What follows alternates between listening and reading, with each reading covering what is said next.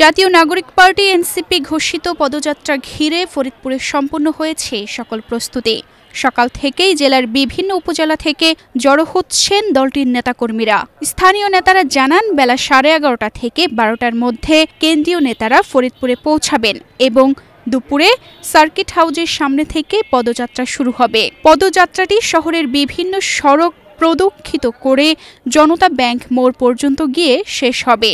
সেখানে আয়োজন করা হয়েছে পথসভা, যেখানে বক্তব্য রাখবেন কেন্দ্রীয় ও স্থানীয় নেতৃবৃন্দরা। পথসভা শেষে ফরিদপুর শহরের নতুন এনসিপি কার্যালয় উদ্বোধন করবেন কেন্দ্রীয় নেতারা। এদিকে গতকাল গোপালগঞ্জে ঘটে যাওয়া ঘটনার প্রেক্ষিতে ফরিদপুরে নেওয়া হয়েছে বাড়তি নিরাপত্তা ব্যবস্থা।